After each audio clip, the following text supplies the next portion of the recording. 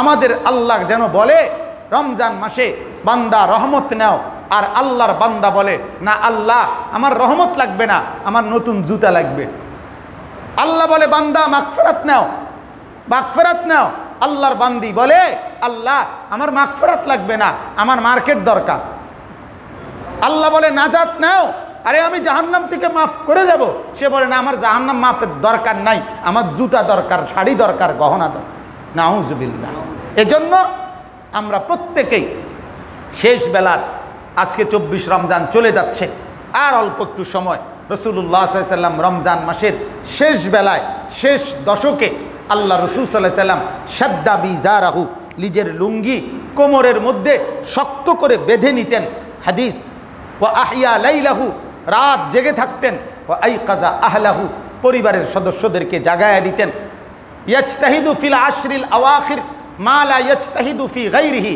আম্মা জান আয়েশা বলে শেষ বেলায়, শেষ দশকে আল্লাহর নবী সাল্লাল্লাহু আলাইহি সাল্লাম রমজানে এই পরিমাণ পরিশ্রম করতেন, এই পরিমাণ ইবাদত আমলের মেহনত করতেন, বিগত 11 মাস এবং বিগত 20 দিনও এত বেশি মেহনত করতেন না।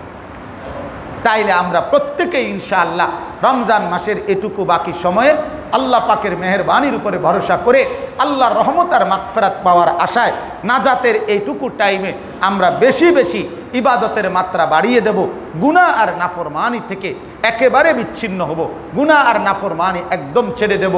আর সর্বশেষ অনুরোধ হলো, এক মুসলমান, এক ইমানদার হিসাবে এত বড় উত্তম নিয়ামত, গনিমত, এত বড় রহমত মাগফিরাত আর নাজাতের এই পবিত্র মাসে শুধু নতুন জুতা, নতুন শার্ট আর নতুন প্যান্ট, দোস্ত এটা মুসলমানের কালচার ছিল না, এটা মুসলমানের সংস্কৃতি না, এটা কোরআনুল করিম থেকে নেওয়া হয় নাই, এটা হাদিস থেকে নেওয়া হয় নাই, এটা ওলামায়ে কেরাম থেকে নেওয়া হয় নাই, এটা মুসলিম মনীষীদের থেকে নেওয়া হয় নাই যে রমজান মাসের মধ্যে রোজার ঈদের জন্য নতুন জামা, নতুন শার্ট, নতুন প্যান্ট ইনটেক করা, মানে আজকে ঈদের দিনেই খুলবে নতুন জুতা, নতুন জামা, ওইটাই পরতে হবে, এর ন্যূনতম কোনো বিধান ইসলামী শরীয়তে নাই। পরিষ্কার পরিচ্ছন্ন পবিত্র কাপড় পরা, এটা হচ্ছে ঈদের দিনের জন্য সুন্নাত, এটা শুক্রবারেও সুন্নত। এটা যে সুন্নত, ঠিক যেই মানের বিধান ঈদের দিনে, ওই মানের বিধান শুক্রবারেও। তাহলে তো প্রত্যেক বৃহস্পতিবারেও নতুন জামা কিনা দরকার, প্রত্যেক বৃহস্পতিবারেও তো নতুন জুতা কিনা দরকার। কিন্তু কি আশ্চর্য বুঝ আমাদের এটা। এজন্য আমরা প্রত্যেকে ইনশাআল্লাহ মাহে রমজানের এই শেষটুকুতে ইবাদত, কান্নাকাটি, আল্লাহর কাছে মাগফিরাত, গুনাহ মাফ চেয়ে বাকিটুকু সময় কাটাবো। আমাদের মাদ্রাসা ইসলামিয়া দারুল উলুম সুধন্যপুর মাদ্রাসার জন্য সবাই দোয়া করবেন, মাদ্রাসার জন্য সহযোগিতা করবেন, মাদ্রাসার সকল বিষয়ে আপনারা আন্তরিকভাবে আল্লাহর কাছে দোয়া করবেন। আমরাও আপনাদের জন্য দোয়া চাই। আল্লাহ তাআলা তৌফিক দান করেন, আমিন। সুবহানাল্লাহি ওয়া বিহামদিহি। আলহামদুলিল্লাহ, আলহামদুলিল্লাহি নাহমাদুহু ওয়া নাস্তাঈনুহু ওয়া নাস্তাগফিরুহু ওয়া নু'মিনু বিহি ওয়া নাতাওয়াক্কালু আলাইহি ওয়া নাউযু বিল্লাহি মিন শুরুরি আনফুসিনা ওয়া মিন সাইয়্যাতি আ'মালিনা। من يهده الله فلا مضل له ومن يضلله فلا هادي له ونشهد أن لا إله إلا الله وحده لا شريك له ونشهد أن سيدنا وحبيبنا ومولانا محمدا عبده ورسوله. أما بعد فأعوذ بالله من الشيطان الرجيم. بسم الله الرحمن الرحيم. فإن مع العسر يسرا إن مع العسر يسرا فإذا فرغت فانصب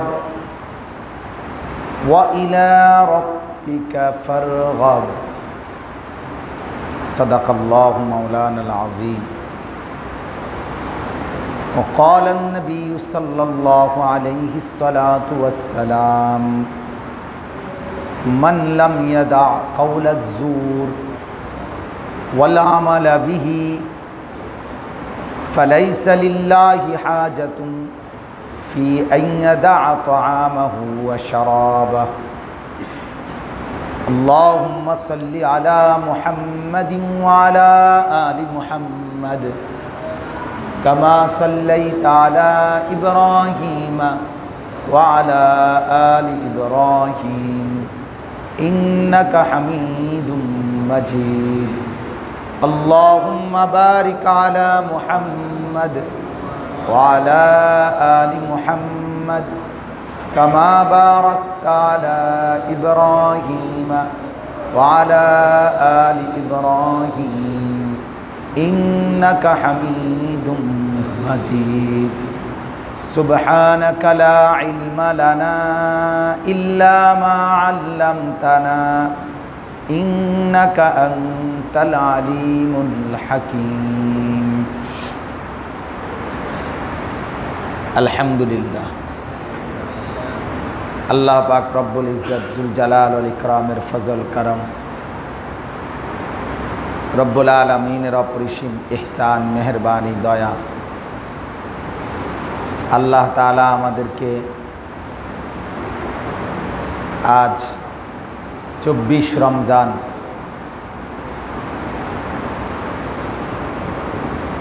জুমার নামাজ জামাতের সাথে আদায় করবার উদ্দেশ্যে আল্লাহর ঘর মসজিদে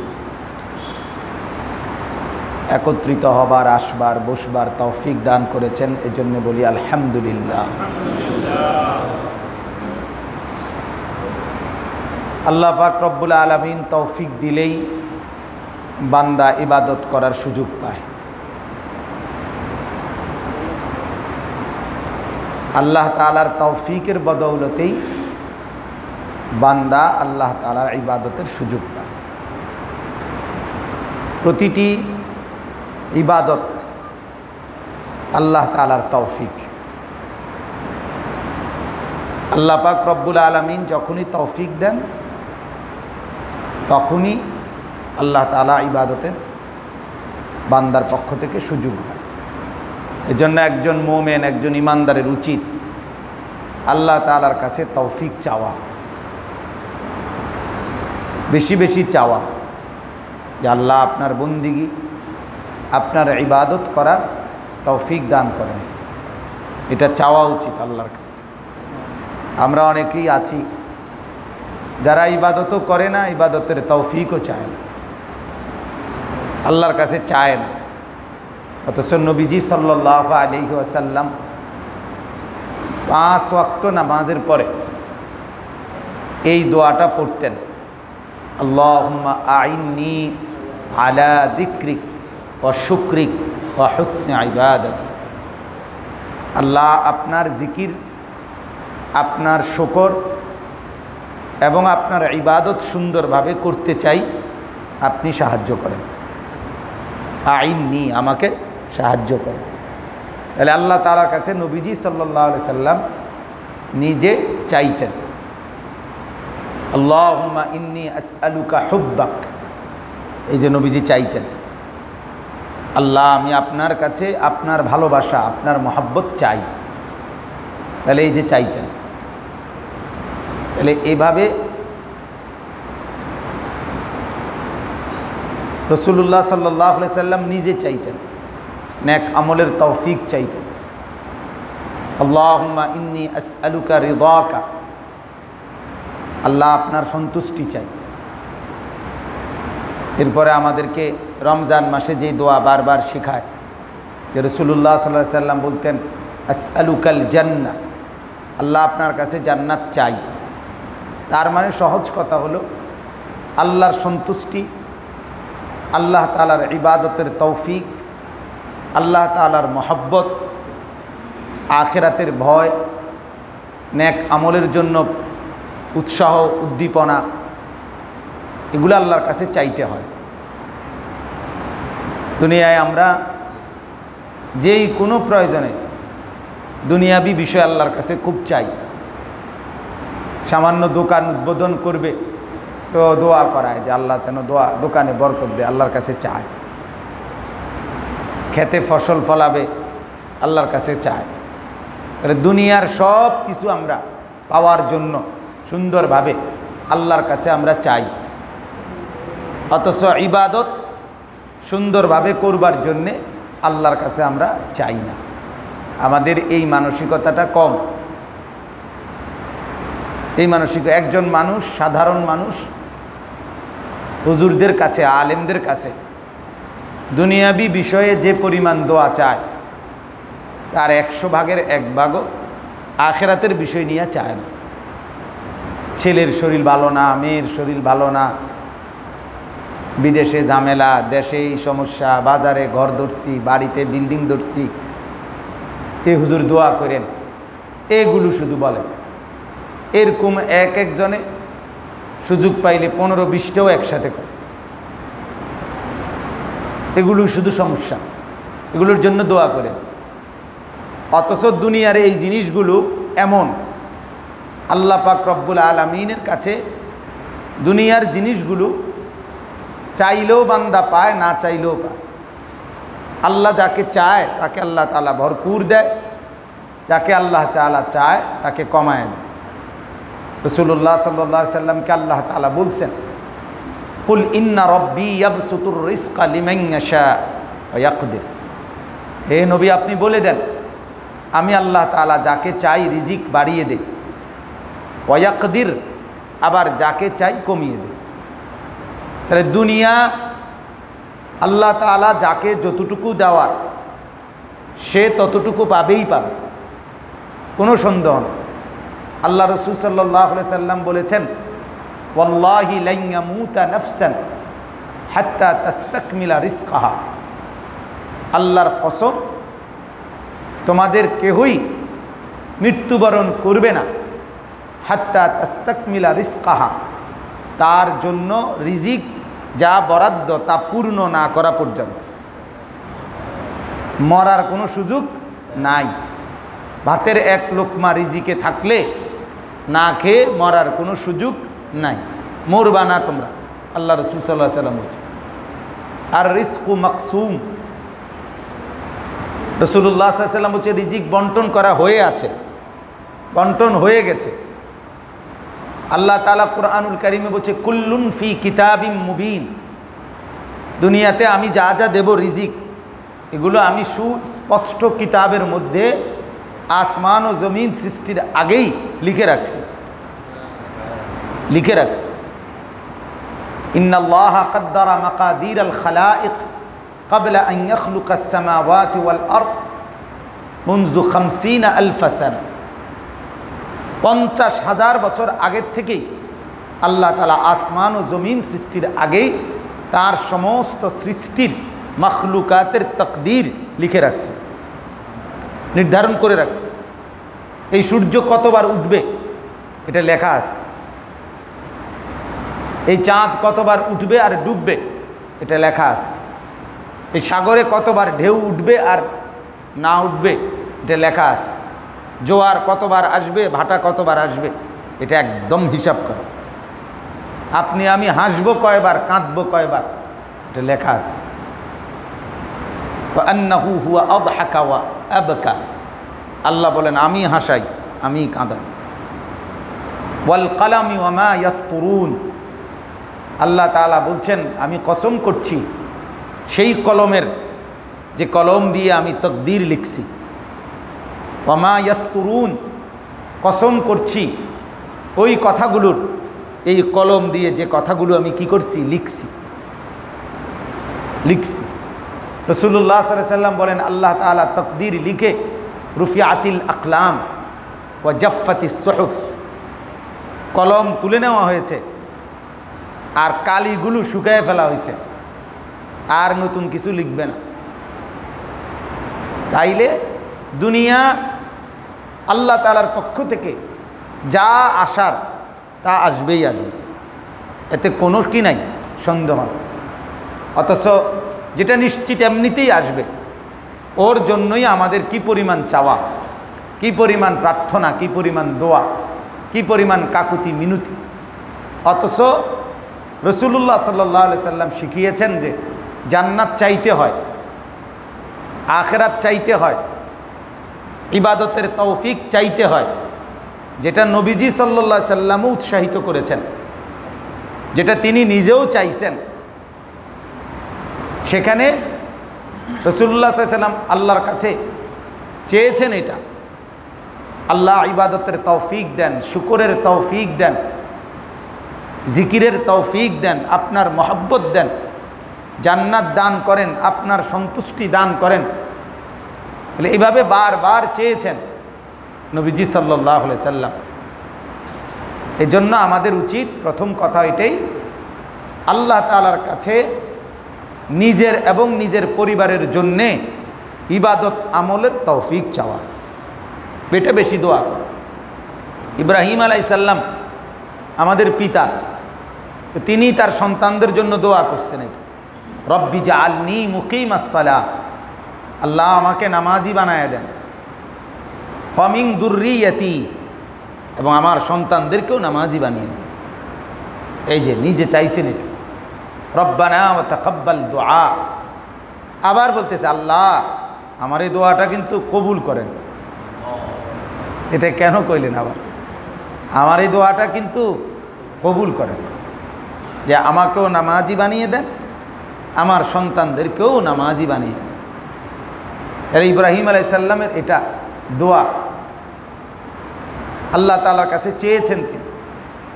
আল্লাহ তাআলার আদেশে আল্লাহর ঘর কাবার কাছে হাজেরা এবং ইসমাইল স্ত্রী এবং সন্তানকে যখন মরুভূমি অবস্থায়, এক ফোঁটা পানি নাই, বসার কোনো জায়গা নাই, খাবারের মতো কোনো খাবার নাই, কিছুই নাই, গাছপালা তরুলতা বলতে কিছু নাই, ওই অবস্থায় আল্লাহর হুকুমে আল্লাহর ঘরের কাছে রেখে একটু পাশে গিয়ে, কোরআনুল কারীমের মধ্যে আছে ইব্রাহিম আলাইহিস সালাম আল্লাহর কাছে স্ত্রী এবং সন্তানের জন্য চেয়েছেন, রব্বানা লিয়ুকিমুস সালাহ, রব্বানা ইন্নী আসকানতু মিন যুররিয়্যাতি বিওয়াদিন গায়রি জি যারইন ইনদা বাইতিকাল মুহাররাম। আল্লাহ আমার বিবি বাচ্চাকে আপনার পবিত্র সম্মানিত ঘরের পাশে ঘাস তরুলতা বিহীন এক জায়গার মধ্যে রেখে গেলাম। তারপরও আল্লাহ আমার এই মুহূর্তে চাওয়া, রব্বানা লিয়ুকিমুস সালাহ, আল্লাহ এরা যেন নামাজ আদায় করে। অথচ এই বেলা খাবে কি, পানি কোথায়, থাকবে কোথায়, এর কোনো ইন্তজাম উনি চোখে দেখতেছে নাই, আশপাশে কোনো কি নাই, এর কোনো ব্যবস্থাপনাই নাই। এই অবস্থাতেও আগে বলতেছে রব্বানা লিয়ুকিমুস সালাহ, আল্লাহ এরা যেন নামাজ আদায় করে। তাহলে এক স্বামীর স্ত্রীর জন্য প্রথম চাওয়া ইবাদত, এক বাবার সন্তানের জন্য প্রথম চাওয়া কি বলেন, ইবাদত। এটা প্রথম চাওয়া উচিত।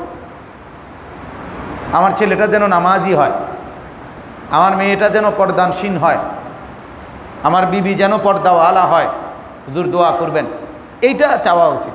অথবা নিজেই আল্লাহর কাছে এই দোয়া বেশি বেশি করা উচিত। এজন্য আমরা আল্লাহ পাক রব্বুল আলামিনের কাছে বেশি বেশি ইবাদত এবং আমলের কি চাইব, তৌফিক চাইব, তৌফিক চাইব। আল্লাহ তাআলা আমাদেরকে তৌফিক দান করেন। কোরআনুল কারীমের সূরা আলাম নাশরাহ 30 নম্বর পারার শেষ দিকের সূরা, সূরাতুশ শারহ এটাও বলা হয়, আর আমাদের পরিচিত প্রসিদ্ধ হলো আলাম নাশরাহ। এই সূরার কয়েকটি আয়াত, 4টি আয়াত, সূরাটায় মোট 8 আয়াত। শেষের 4 আয়াত আমি পড়ছি আপনাদের সামনে। আল্লাহ পাক রব্বুল আলামিন বলতেছেন, ফা ইন্না মাআল উসরি ইউসরা, ইন্না মাআল উসরি ইউসরা, নিশ্চয়ই আল্লাহ তাআলা বলছে নিশ্চয়ই কঠিনের সাথে সহজ আছে। মাআল উসরি ইউসরান, আল্লাহ তাআলা বলে নিশ্চয়ই প্রতিটি কষ্টের পরে সুখ আছে, প্রতিটি কষ্টের পরে সুখ আছে, প্রতিটি কঠিন অবস্থা এরপরে কি আছে? সহজ অবস্থা। আবার বলতেছে ইন্না মাআল উসরি ইউসরা, আবার বলছি বান্দা শোনো, নিশ্চয়ই কঠিনের পরে বা কঠিনের সাথেই সহজ আছে, কষ্টের সাথেই কি আছে? সুখ আছে, বেদনার সাথেই আনন্দ আছে, আনন্দ আছে। রাত যত গভীর হয় ভোর তত কাছায়া যায়। রাতের 10টা মানে সকাল হইতে এখনো দেরি, রাতের 2টা মানে সকাল কাছায় গেছে, রাতের 3টা মানে সকাল কি আরও কাছায় গেছে। তাহলে অন্ধকার যত গভীর হয় আলো তত কি কাছায় আসে। অন্ধকারের শেষ মাথায় আলো থাকে, আলো থাকে, যেখানে গিয়ে অন্ধকারের সীমানা শেষ হয়েছে ওই মাথার থেকে কি আছে? আলো আছে। আমরা ছোটবেলায় বাংলা বইতে পড়ছি, রোদ দেখে তুই না, মেঘ দেখে তুই করিস নে ভয়, আড়ালে তার সূর্য হাসে, আড়ালে তার সূর্য হাসে। তার মানে একটু পরেই আবার কি উঠবে? সূর্য উঠবে, আলো ছড়াবে, আবার রোদ উঠবে। আল্লাহ তাআলা এটা বলছেন, ফা ইন্না মাআল উসরি ইউসরা, নিশ্চয়ই কঠিনের সাথে সাথেই সহজ আছে। বিপদ আর মুসিবত আর পেরেশানির সাথে সাথেই, কষ্টের সাথে সাথেই সুখ আর আনন্দ আছে। এ কথা বলার মাকসাদ কি? কেন বললাম এই আয়াত? বলার উদ্দেশ্য হলো রমজান মাস, আমরা সারা দিন রোজা রাখতেছি, রাত্রিবেলা আবার তারাবির নামাজ পড়ছি, আবার ভোর রাত্রে উঠে সাহারি খাচ্ছি। স্বাভাবিকভাবে বিগত 11 মাসের চাইতেও ইবাদত আর আমলের ক্ষেত্রে আল্লাহর হুকুম পালন করতে গিয়ে আমাদের জন্যে এই সময়ে একটু বেশি কষ্ট করতে হচ্ছে। তো এই কষ্ট যেহেতু একটু বেশি করতে হচ্ছে, এই ক্ষেত্রে আমাদের জন্য সান্ত্বনা এটা যে ইন্না মাআল উসরি ইউসরা, আমাদের এইটুকু কষ্টের পরেই আমাদের জন্য তাকওয়া অর্জন হবে, আমাদেরকে গুনাহ মাফ করে দেওয়া হবে, আমাদেরকে জাহান্নাম থেকে মুক্তি দেওয়া হবে, আমাদেরকে জান্নাত দেওয়া হবে। এই নিয়ামতগুলো যদি আমাদের এটুকু কষ্টের বিনিময়ে অর্জন হয়, তাহলে নিঃসন্দেহে অল্প পরিশ্রমে অধিক মুনাফা। কি বলে? অল্প কষ্টে বিশাল প্রাপ্তি, বিশাল প্রাপ্তি। এজন্য এই আয়াতের তাফসিরের মধ্যে আছে, যেখানে 2টা শব্দ, উসরুন আরেকটা হলো ইউসরুন, আইন সিন রা, আরেকটা হলো ইয়া সিন রা। তো আইন সিন রা অর্থ হলো কঠিন, আর ইউসরুন ইয়া সিন রা অর্থ হলো সহজ। আরবি ভাষার নিয়ম হিসাবে যেই শব্দের মধ্যে নির্দিষ্ট জ্ঞাপক চিহ্ন থাকে, যেমন এখানে উসরুনের মধ্যে আলিফ লাম আছে, এটা দ্বারা নির্দিষ্ট বুঝায়, নির্দিষ্ট জ্ঞাপক শব্দ এটা। যেমন আমরা বলি লোকটি, এই লোকটি বললে নির্দিষ্ট একজনকে বলে, একজন নির্দিষ্ট ব্যক্তিকে বোঝাচ্ছে। আর লোক, একজন লোক, এটা বললে যে কেউ হইতে পারে, অনির্দিষ্ট জ্ঞাপক শব্দ। তাইলে নির্দিষ্ট জ্ঞাপক শব্দ যদি একাধিকবারও ব্যবহার হয়, একজনকেই বোঝায়।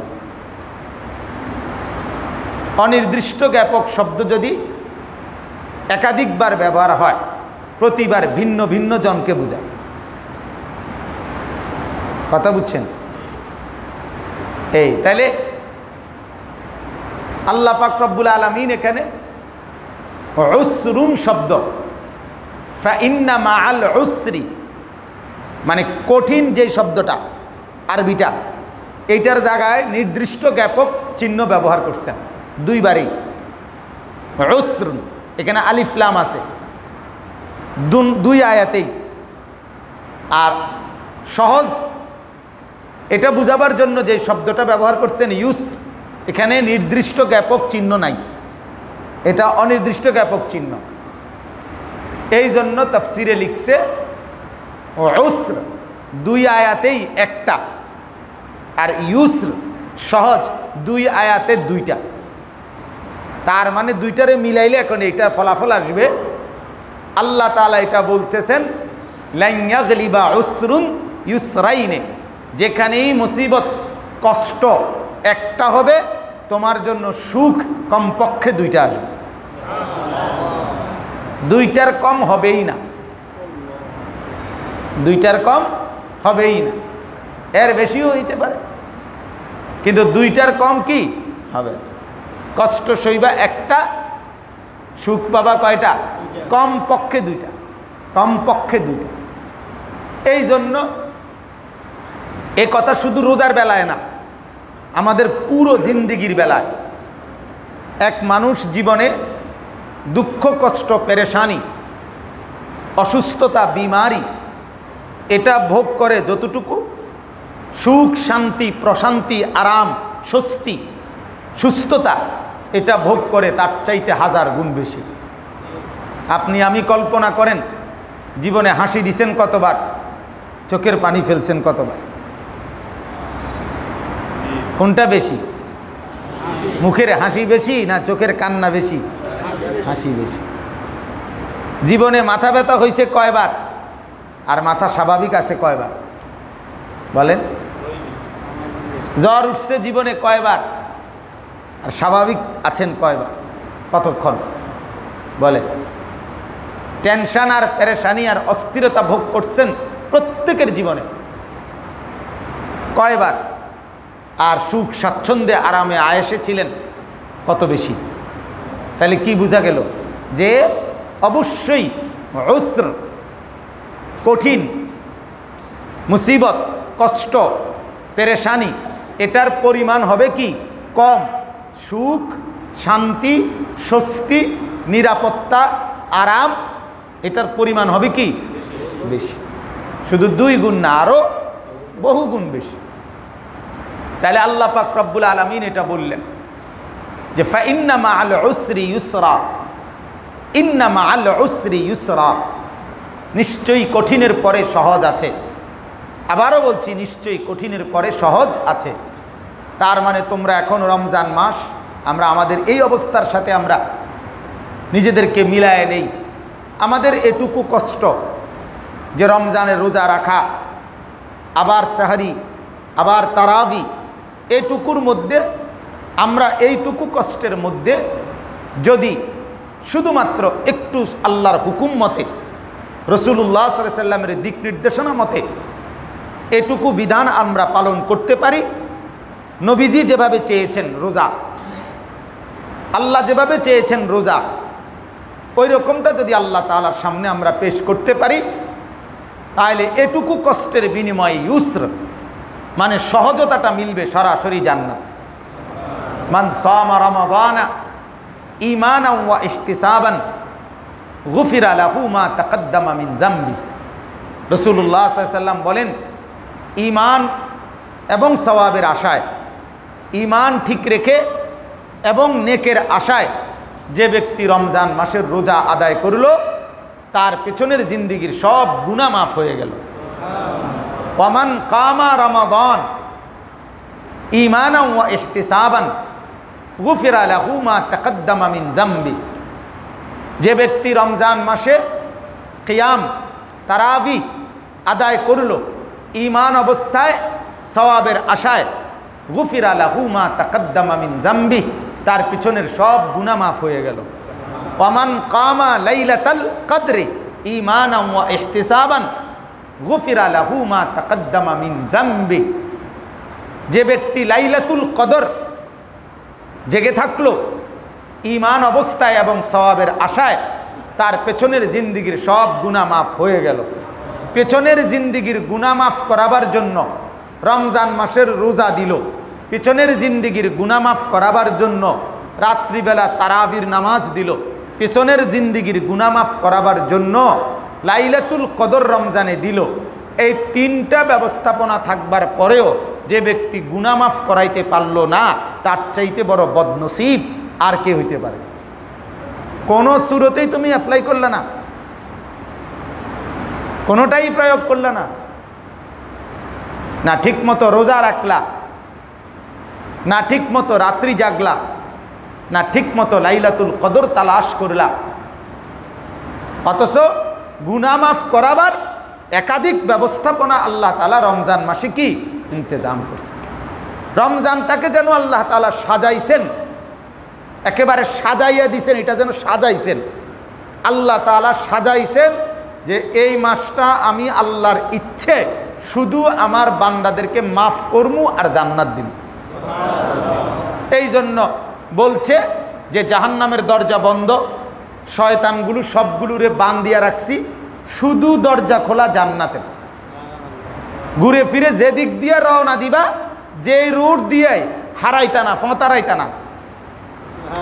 ফত কি ফত দিকবে না, এদিক দিয়ে কোটবাড়ি বিশ্ব রুট দিয়ে ঢোকো, হোসেনপুর দিয়ে ঢোকো, অথবা সানন্দা দিয়ে ঢোকো, ফতারাইতা না।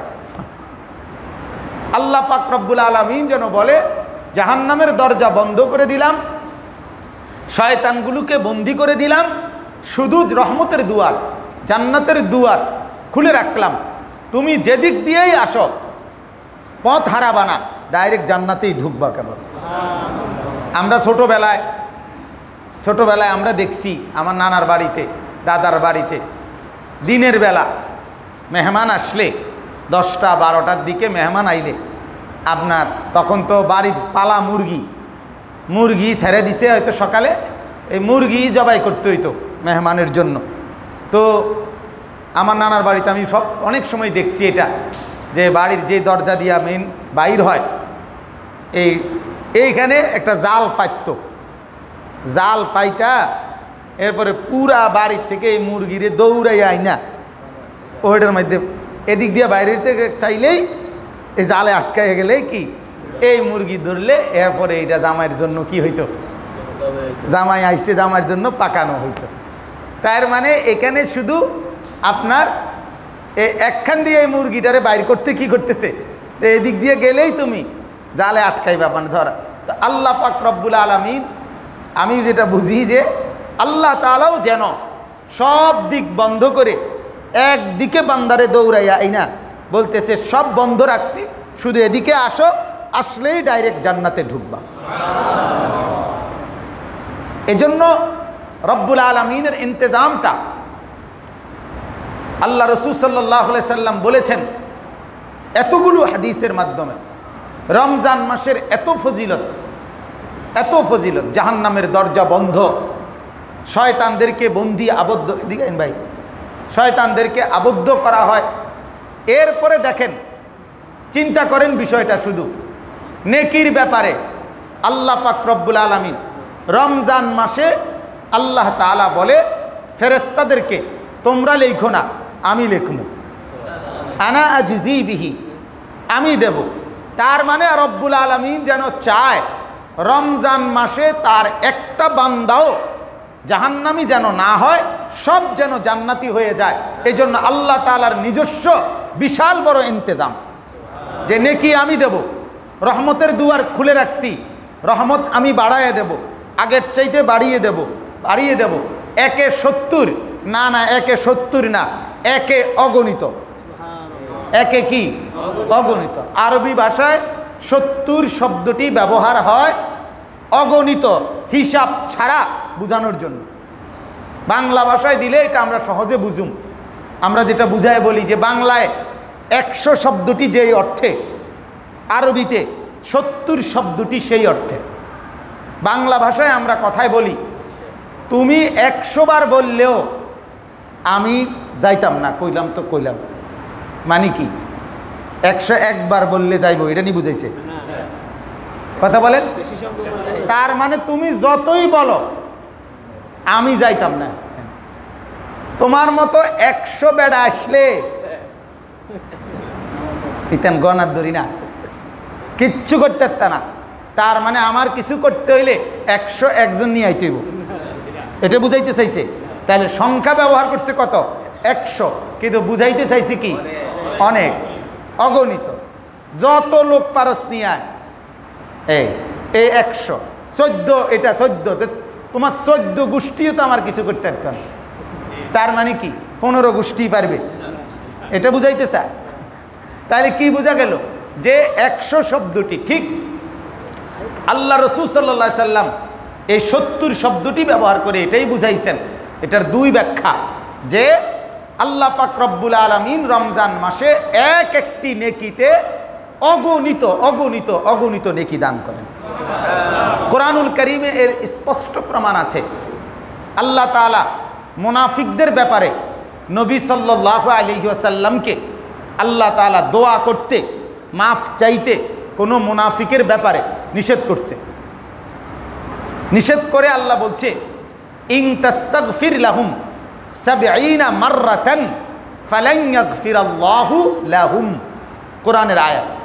আল্লাহ বলেন, নবী, মুনাফিকদের জন্য যদি আপনি 70 মাররাতান 70 বারও আমি আল্লাহর কাছে মাফ চান, ফালান ইয়াগফিরাল্লাহু লাহুম, আমি আল্লাহ কখনোই মাফ করব না। তাইলে কি বোঝা গেল? 71 বার বললে মাফ করবে, এটা বুঝাইতে চাইছে। 72 বার বললে মাফ করবে, এটা বুঝাইতে চাইছে। এই সংখ্যা ব্যবহার করছে কত? 70, বুঝাইতে চাইছে কত? আপনি যত হাজার বারই বলেন মুনাফিকের ব্যাপারে, কাফেরের ব্যাপারে, বেঈমানের ব্যাপারে আমি আল্লাহ আপনার দোয়া কবুল করব না, একেবারে দৈন্তান না, দোয়া কবুল করব না। তাহলে এই জন্য আল্লাহ পাক রব্বুল আলামিন রমজান মাসটাকে এভাবে সাজিয়েছেন। আল্লাহ রাসূল সাল্লাল্লাহু আলাইহি ওয়াসাল্লাম হাদিসের মাধ্যমে এভাবে বুঝাইছেন, যেন আল্লাহ তাআলা চাচ্ছেন রমজান মাসে বান্দা একটাও যেন জাহান্নামী না হয়, সব যেন পিছনের গুনাহ ধুয়ে মুছে সাফ করে সব যেন জান্নাতি হয়ে যায়। আল্লাহ তাআলা জান্নাতে দেওয়ার জন্য শেষ সুযোগটা রমজান মাসে করে দিয়েছে। এবার এই কথাটা যদি আমরা উপলব্ধি করি, তাহলে আমাদের কি পরিমাণ মেহনত রমজান মাসে করা উচিত, কি পরিমাণ করা উচিত, আর আমরা করেছি কতটুকু। আর একটা রমজান, আরেকটা শুক্রবার আমরা আর পাবো না। এই রমজান দেখতে দেখতে আসলো, 2 মাস আগ থেকে প্রতীক্ষায়, আর এখন আবার দেখতে দেখতে চলে গেল। এখন আমাদের হিসাব মিলানো দরকার। রাসূলুল্লাহ সাল্লাল্লাহু আলাইহি ওয়াসাল্লাম হাদিসের মধ্যে বলেছেন, মান লাম ইয়াদা কাওলা যুর ওয়ালা আমালা বিহি ফালাইসা লিল্লাহি হাজাতুন ফি আন ইয়াদা তাআমাহু ওয়া শারাবাহু। নবীজি সাল্লাল্লাহু আলাইহি ওয়াসাল্লাম বলেন, যে ব্যক্তি মিথ্যা বলা, মিথ্যা সাক্ষ্য, মিথ্যা আচরণ রোজা রেখেও ছাড়তে পারল না, ওই ব্যক্তির খানা এবং পান করা, এর থেকে বিরত থাকা, খাদ্য এবং পানীয় থেকে বিরত থাকার কোনো প্রয়োজনই আল্লাহর কাছে নাই। যে ব্যক্তি রোজা রাখলো অথচ মিথ্যা বলা ছাড়ে নাই, গুনাহ ছাড়ে নাই, নাফরমানি ছাড়ে নাই, আল্লাহর অবাধ্যতা ছাড়ে নাই, ওই ব্যক্তির খানা এবং পান করা, এই 2 কষ্ট সহ্য করার কোনো দরকারই আল্লাহর কাছে নাই। এটা যেন এরকম আল্লাহ তাআলা যেন বলতে চাচ্ছে, তুমি রোজাও রাখলা, মিথ্যাও ছাড়তে পারলা না, চুরিও ছাড়তে পারলা না, সুদও ছাড়তে পারলা না, ঘুষও ছাড়তে পারলা না, গালিগালাজও ছাড়তে পারলা না, টেলিভিশনও ছাড়তে পারলা না, মোবাইলের না ছবি দেখা গুনাহ করা এটাও ছাড়তে পারলা না, বাজারের বেপরদিগিও ছাড়তে পারলা না, কোনো নাফরমানিও ছাড়লা না। শুধু এই রোজা এইভাবে রাখার পরে কোনো গুনাহ ছাড়তে পারো নাই, দরকার নাই তুমি খানা বন্ধ রাখার, বাবুরে তোমার মতো সুর বাতে খাও, আর আমি আল্লাহরে এ বাদ দুগা না খাইয়া আর কি দিও না, এই কদ্দুরের লেগে আর খোঁটা দিও না, বাবুরে ভাত খাইছি না আমনের লেগে, না দরকার নেই বাতে খাও, তোমার মতো সিটার ভাত খাইলেই বালা। কি বলেন? তোমার মতো হারামখোর, সুদখোর, তোমার মতো নাফরমান, তুমি বাতে খাও। আর এই বাদ দুই বেলার লেগে আমি আল্লাহ আটকাইতাম না, তোমার যখন একদিন খাওয়াইতে পারছি আর এই দুই এক বেলার জন্য আমি আটকাইতাম না। এমন রোজার আমার দরকার নাই, এমন রোজা আমার লাগবে না। এজন্য রোজা, রমজান এর ক্ষেত্রে সবচেয়ে বড় জরুরি বিষয় গুনাহমুক্ত জিন্দিগি। কি জিন্দিগি বলেন? গুনাহমুক্ত জিন্দিগি। রাসূলুল্লাহ সাল্লাল্লাহু আলাইহি সাল্লাম বলেন, কাম মিন সাইমিন লাইসা লাহু মিন সিয়ামিহি ইল্লা যামা। কত রোজাদার রোজা তো রাখে, শুধুমাত্র ক্ষুধার কষ্ট আর তৃষ্ণার কষ্ট এতটুকুই শুধু হাসিল হয়, আর কিছু অর্জন হয় না। ওয়া কাম মিন কাইমিন লাইসা লাহু মিন কিয়ামিহি ইল্লা সাহর। কত লোক রমজান মাসে রোজা তারাবি পড়ে, রাত্রি জাগে, কিন্তু শুধুমাত্র এই নির্গুম থাকা, সজাগ থাকা এতটুকু ছাড়া আর কিছুই অর্জিত হয় না। আমি তো দেখতেছি আমি তারাবি পড়ছি, আমি তো দেখতেছি আমি রোজা রাখতেছি, কিন্তু গুনাহের মিশ্রণের কারণে আমার এই রোজার থেকে যেই ফায়দা আসা, যেই ভিটামিন হওয়া, যেই ফায়দা উপকার হওয়া, এটা আসতেছে না। আমি তো তারাবি পড়ছি, কিন্তু আমার মিথ্যা, আমার গুনাহ, আমার নাফরমানির কারণে আমার তারাবির থেকে কোনো বেনিফিট আসতেছে না, ফায়দা আইতেছে না, কোনো উপকার আসতেছে না। এজন্য রাসূলুল্লাহ সাল্লাল্লাহু আলাইহি ওয়াসাল্লাম বলেছেন, এই রমজান মাসে আল্লাহ পাক রব্বুল আলামিন ইবাদতের জন্য নেকি বাড়িয়ে দেয়, ইবাদতের জন্য রাসূলুল্লাহ সাল্লাল্লাহু আলাইহি ওয়াসাল্লাম উৎসাহিত করছেন, তার সাথে সাথে গুনাহ একেবারে ছেড়ে দেওয়ার কথা এটা চেয়েছেন, এটা চেয়েছেন, এটাই চেয়েছেন। হাদিসের মধ্যে আছে রাসূলুল্লাহ সাল্লাল্লাহু আলাইহি ওয়াসাল্লাম বলেছেন, এই হাদিসটা শুনেন, ইউগফারু লি উম্মতিহি ফি আখিরি লাইলাতিন ফি রমাদান।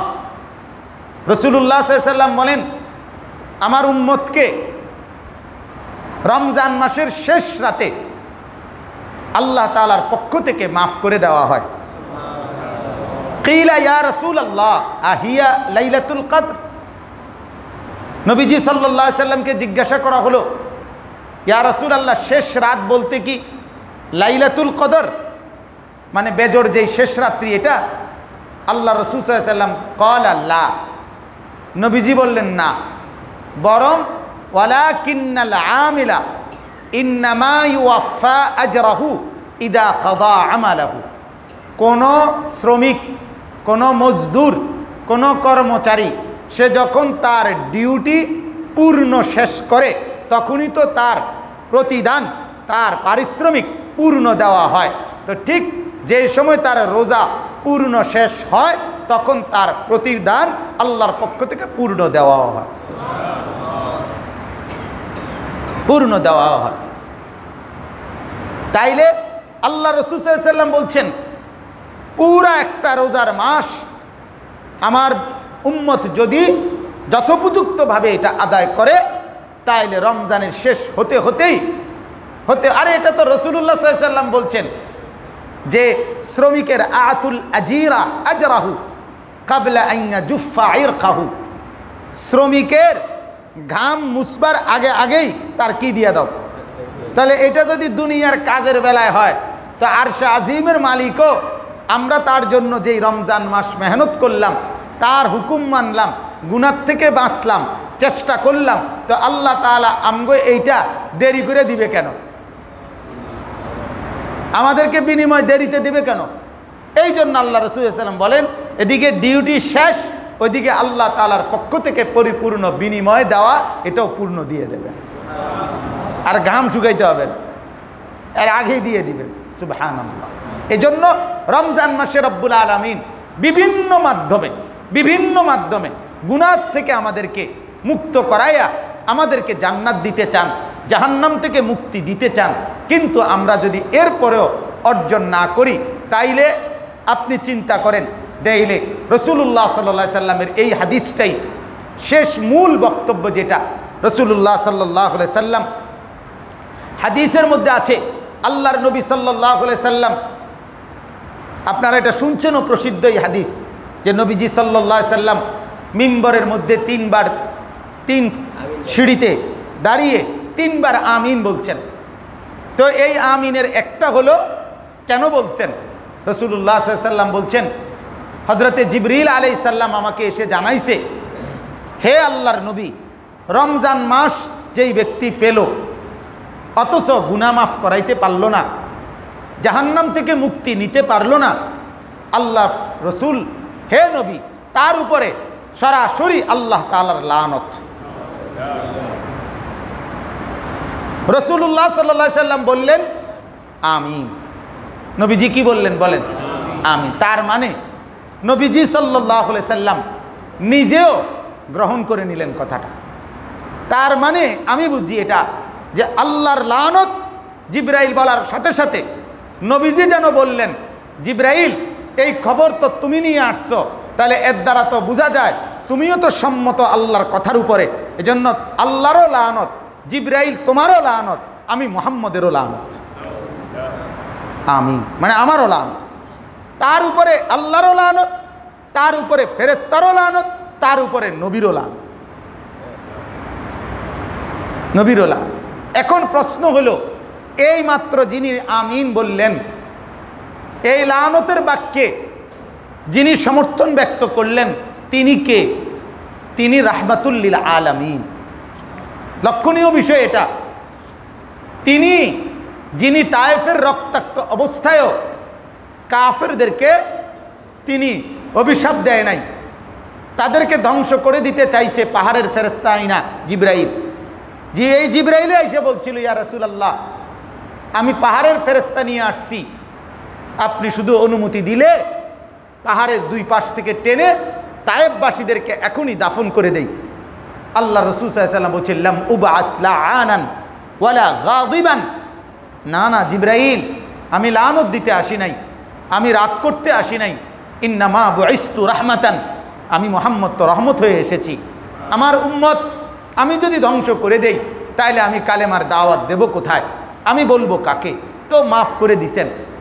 উহুদে পাথর মারছে, মাফ করে দিছেন। বারবার জুলুমের শিকার হয়েছে, তিনি মাফ করে দিছেন। লানত তিনি দেন নাই।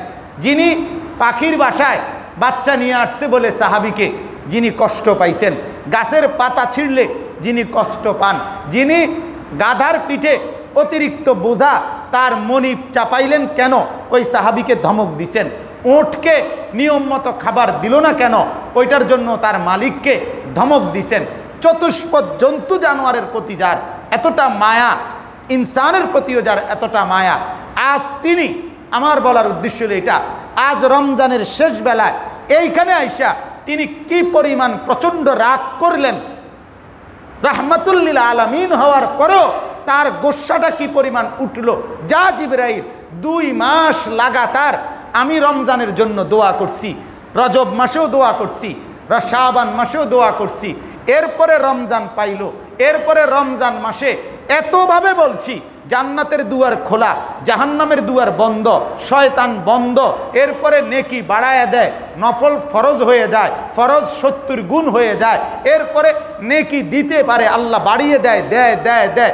এত কিছু বলার পরেও আমার 2 মাসের আবেদন, আমার রমজানের এতগুলো ফজিলতের ঘোষণা, আমি রসুলের এতগুলো দিক নির্দেশনা, কিচ্ছুকে যেই নাফরমান মূল্যায়ন করলো না, তার উপরে লানত। যা গজব তোর উপরে, যা, তোর মতো নাফরমান উম্মত আমার দরকার নেই, যা।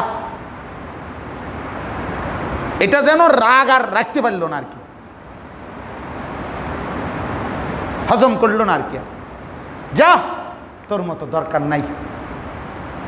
তুই এতগুলো কথারে কদর করলি না, তুই আমার 2 মাসের আহাজারিটাকে কদর করলি না। এতভাবে বললাম, আমি এতভাবে বললাম, ওয়ায়ুনাদি মুনাদিন ইয়া বাগিয়াল খাইরি আকবিল ওয়া ইয়া বাগিয়াশ শাররি আকসির। আল্লাহ রাসূল বলছে প্রতিদিন রমজান মাসে এক ফেরেশতা ডেকে ডেকে বলে, হে কল্যাণ করতে চাচ্ছ যারা, আকবিল, তোমরা কল্যাণ করতে আগায় আসো। ইয়া বাগিয়া শাররে আকসির, হে নাফরমানি আর গুনাহ করতে চাচ্ছ যারা, তারা থামো। হারামখোর থামো, সুদখোর থামো, বেপরদা নারী থামো, বেহায়া সন্তান থামো, থামো। এখন এটা রমজান, এটাকে কদর করো। কিন্তু এরপরেও মারা বাজারে, বোনেরা বাজারে বেপরদিগির তুফান, শুধুমাত্র কাপড় চোপড়, গহনা পাতি, অলঙ্কারাদি, নতুন জামা, নতুন শাড়ি, নতুন থ্রি পিস, নতুন লুঙ্গি, নতুন প্যান্ট, নতুন শার্ট, নতুন গেঞ্জি, নতুন জুতা, এই এক নতুনের এক শব্দে আল্লাহ পাকের রহমত, মাগফিরাত, নাজাতের এত বড় এলান। আমরা ইমানদার মুসলমানরা আল্লাহকে প্রত্যাখ্যান করে আমাদের আল্লাহ যেন বলে রমজান মাসে বান্দা রহমত নাও, আর আল্লাহর বান্দা বলে না আল্লাহ আমার রহমত লাগবে না, আমার নতুন জুতা লাগবে। আল্লাহ বলে বান্দা মাগফিরাত নাও, মাগফিরাত নাও, আল্লাহর বান্দি বলে আল্লাহ আমার মাগফিরাত লাগবে না, আমার মার্কেট দরকার। আল্লাহ বলে নাজাত নাও, আরে আমি জাহান্নাম থেকে মাফ করে যাব, সে বলে না আমার জাহান্নাম মাফের দরকার নাই, আমার জুতা দরকার, শাড়ি দরকার, গহনা দরকার। নাউজুবিল্লাহ। এজন্য আমরা প্রত্যেকেই শেষ বেলার, আজকে 24 রমজান চলে যাচ্ছে, আর অল্প একটু সময়। রাসূলুল্লাহ সাল্লাল্লাহু আলাইহি ওয়াসাল্লাম রমজান মাসের শেষ বেলায়, শেষ দশকে আল্লাহ রাসূল সাল্লাল্লাহু আলাইহি ওয়াসাল্লাম শাদ্দা বিজারাহু, নিজের লুঙ্গি কোমরের মধ্যে শক্ত করে বেঁধে নিতেন। হাদিস, ওয়া আহিয়া লাইলাহু, রাত জেগে থাকতেন। ওয়া আইকাযা আহলাহু, পরিবারের সদস্যদেরকে জাগায়া দিতেন। ইয়াজতাহিদু ফিল আশরিল আওয়াখির মা লা ইয়াজতাহিদু ফি গায়রিহি। আম্মা জান আয়েশা বলে শেষ বেলায়, শেষ দশকে আল্লাহর নবী সাল্লাল্লাহু আলাইহি সাল্লাম রমজানে এই পরিমাণ পরিশ্রম করতেন, এই পরিমাণ ইবাদত আমলের মেহনত করতেন, বিগত 11 মাস এবং বিগত 20 দিনও এত বেশি মেহনত করতেন না। তাইলে আমরা প্রত্যেকেই ইনশাআল্লাহ রমজান মাসের এটুকু বাকি সময়ে আল্লাহ পাকের মেহেরবানির উপরে ভরসা করে আল্লাহর রহমত আর মাগফিরাত পাওয়ার আশায় নাজাতের এইটুকু টাইমে আমরা বেশি বেশি ইবাদতের মাত্রা বাড়িয়ে দেব, গুনাহ আর নাফরমানি থেকে একেবারে বিচ্ছিন্ন হব, গুনাহ আর নাফরমানি একদম ছেড়ে দেব। আর সর্বশেষ অনুরোধ হলো, এক মুসলমান, এক ইমানদার হিসাবে এত বড় উত্তম নিয়ামত, গনিমত, এত বড় রহমত, মাগফিরাত আর নাজাতের এই পবিত্র মাসে শুধু নতুন জুতা, নতুন শার্ট আর নতুন প্যান্ট, দোস্ত, এটা মুসলমানের কালচার ছিল না, এটা মুসলমানের সংস্কৃতি না, এটা কোরআনুল করিম থেকে নেওয়া হয় নাই, এটা হাদিস থেকে নেওয়া হয় নাই, এটা ওলামায়ে কেরাম থেকে নেওয়া হয় নাই, এটা মুসলিম মনীষীদের থেকে নেওয়া হয় নাই যে রমজান মাসের মধ্যে রোজার ঈদের জন্য নতুন জামা, নতুন শার্ট, নতুন প্যান্ট ইনটেক করা, মানে আজকে ঈদের দিনেই খুলবে নতুন জুতা, নতুন জামা, ওইটাই পরতে হবে, এর ন্যূনতম কোনো বিধান ইসলামী শরীয়তে নাই। পরিষ্কার পরিচ্ছন্ন পবিত্র কাপড় পরা, এটা হচ্ছে ঈদের দিনের জন্য সুন্নাত, এটা শুক্রবারেও সুন্নত, এটা যে সুন্নত ঠিক যেই মানের বিধান ঈদের দিনে, ওই মানের বিধান শুক্রবারেও। তাহলে তো প্রত্যেক বৃহস্পতিবারেও নতুন জামা কিনা দরকার, প্রত্যেক বৃহস্পতিবারেও তো নতুন জুতা কিনা দরকার। কিন্তু কি আশ্চর্য বুঝ আমাদের এটা। এজন্য আমরা প্রত্যেকে ইনশাআল্লাহ মাহে রমজানের এই শেষটুকুকে ইবাদত, কান্নাকাটি, আল্লাহর কাছে মাগফিরাত, গুনাহ মাফ চেয়ে বাকিটুকু সময় কাটাবো।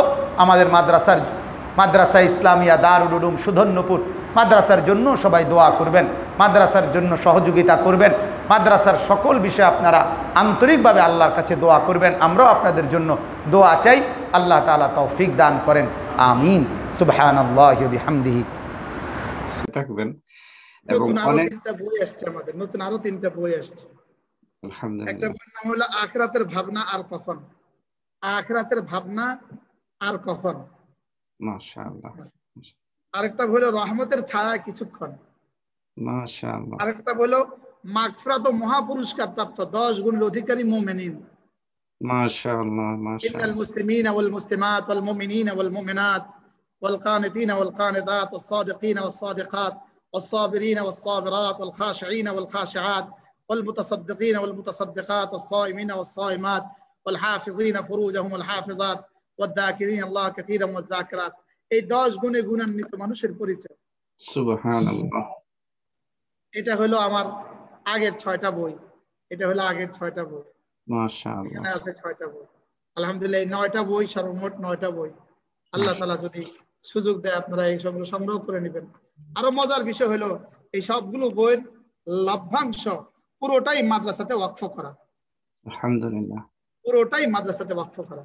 এই বই কে কিনলে পরে যে সামান্য লাভ থাকে, সামান্যই লাভ থাকে, এটা মাদ্রাসা ওয়াকফ করা হয়ে গেছে। আল্লাহ তাআলা যেন এগুলোকে কবুল করেন। আপনারা আমিন দোয়া করবেন ইনশাআল্লাহ। আমিন। হযরত আল্লাহ এই যেন এই হিম্মতের সারা বইগুলো পাওয়ার পৃথিবীর ব্যবস্থা কিরকম পাওয়া যায় যদি একটু বলে দিতেন? এই নাম্বারটা কুরিয়ার নাম্বার, জি জি এটা কুরিয়ার নাম্বার। জি, এই নাম্বারে ফোন করলে 017298506164, এই নাম্বারটা দর্শকরা আপনারা নোট করে নেবেন। এই নাম্বারে যোগাযোগ করলে ইনশাল্লাহ হযরতের সেই সংকলিত বুকগুলা ইনশাল্লাহ আপনারা পেয়ে যাবেন।